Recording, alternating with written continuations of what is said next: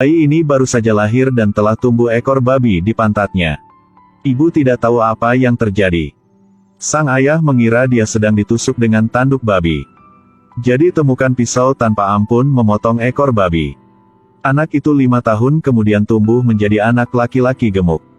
Tapi karena dia terlalu gemuk, ibunya membawanya ke tempat latihan raja perut. Ada banyak anak di sini yang makan banyak seperti dia. Pelatih itu seperti memelihara babi setiap hari. Tuangkan makanan ke dalam bak. Yang harus dilakukan anak-anak adalah memakan semua makanan itu dalam waktu singkat. Atas perintah pelatih anak-anak ini seperti babi kelaparan. Hanya fokus makan tidak mau berhenti. Tetapi ketika anak-anak lain makan setengahnya, anak gendut ini selesai makan.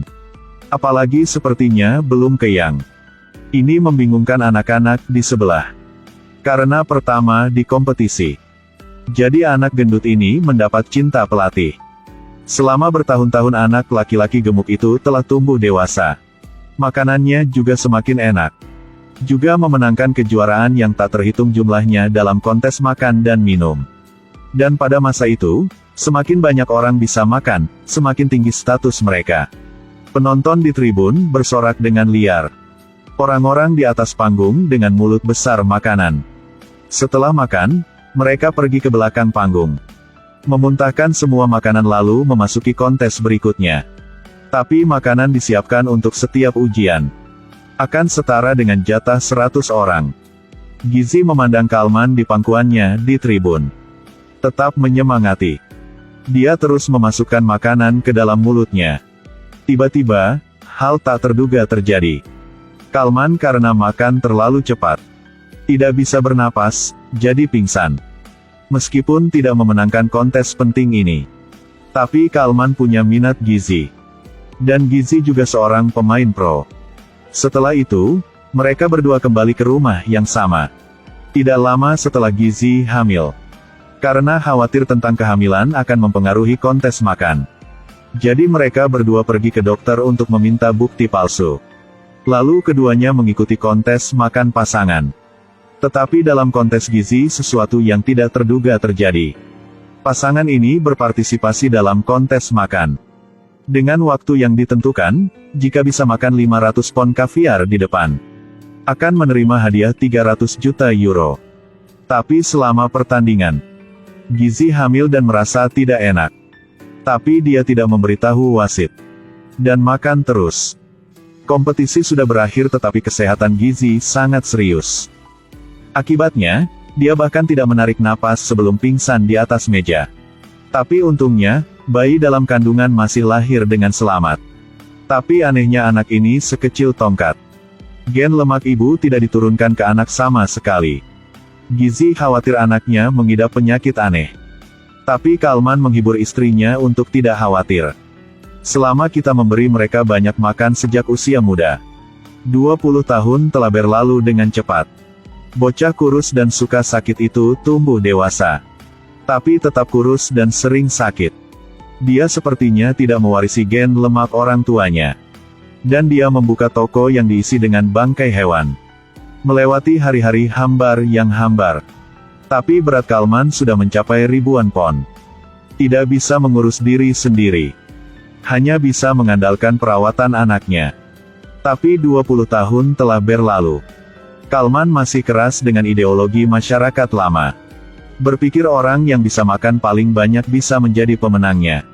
Ketika dia bosan, dia akan memutar kaset rekaman kontes yang dia ikuti ketika dia masih muda. Nikmati pujian awal dan kesombongan. Ketika melihat anak setipis tongkat, Kalman pun tak segan-segan mengejeknya. Lihatlah tubuhmu yang kurus dan lemah, percuma. Karena dia sangat kecewa pada putranya. Jadi memelihara 3 kucing. Buat anak laki-laki memberi mereka makan lemak setiap hari. Ingin suatu hari membuat kucing dia.